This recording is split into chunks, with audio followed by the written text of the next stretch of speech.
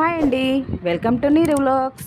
ఈరోజు నేను దోశల్లోకి ఇడ్లీలోకి మంచి చట్నీని అయితే చూపిస్తున్నాను. పచ్చడిని రెగ్యులర్గా వేరుశెనగ గింజలు శనగపప్పు ఇట్లా కాకుండా సో డిఫరెంట్గా మంచి టేస్టీ అయిన చట్నీని అయితే చూపిస్తున్నాను. చాలా సింపుల్గా అయిపోతుంది. ఎలా అనేది ప్రొసీజర్ చెప్పేస్తాను.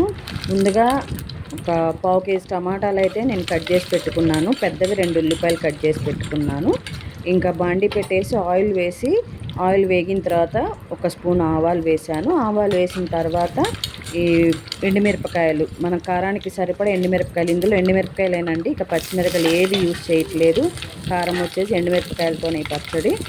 మన కారానికి సరిపడా ఎండుమిరపకాయలు కూడా వేసి ఒక నిమిషం అట్లా వేపి వేరుశెనగ గింజలు వేసాను. వేరుశెనగ గింజలు వచ్చేసి శనగపప్పు అయినా వేసుకోవచ్చు, కొంచెము జస్ట్ ఒక బేస్ కోసం అన్నమాట.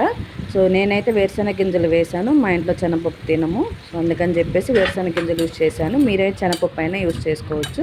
సో అవి కొంచెం వేసాను, ఎక్కువ వేయలేదు, జస్ట్ ఒక గుప్పిడి కూడా వేయలేదు, కొంచెం వేసాను. అది కూడా వేగిన తర్వాత చిన్నుల్లిపాయలు ఒక 5-6 రెబ్బలు వేసాను, కొంచెం అల్లము, ఇంకా ఉల్లిపాయలు కూడా వేపి తర్వాత టమాటాలు కూడా వేసాను. పావు కేజీ టమాటాలు అండి, ఉల్లిపాయలు 2 పెద్దవి వేసి చిన్న మంట మీద కొంచెం ఒక స్పూన్ సాల్ట్ కూడా వేసానండి. సాల్ట్ కొంచెము చక్కెర సగం హాఫ్ స్పూన్ వేసాను.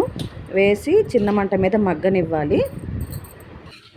నెక్స్ట్ అది మగ్గిన తర్వాత చల్లారనివ్వాలండి. చల్లార్చిన తర్వాత గ్రైండర్ వేసుకోవాలి, మిక్సీలో వేసేసి ఇంకా కొంచెం ఆల్రెడీ ముందే సాల్ట్ వేసాం కాబట్టి చూసుకొని సాల్ట్ వేసుకొని గ్రైండ్ చేయాలి.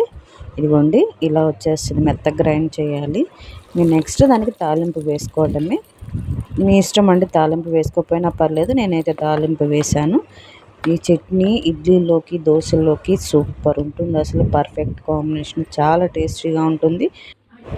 మీకు నచ్చిందని అనుకుంటున్నాను, తప్పకుండా ట్రై చేయండి, చాలా టేస్టీగా ఉంటుంది. ఈ వీడియో కనుక మీకు నచ్చితే ప్లీజ్ అండి లైక్ చేసి సబ్స్క్రైబ్ చేసుకోండి. మీ సపోర్ట్ నా ఛానల్కి చాలా అవసరము.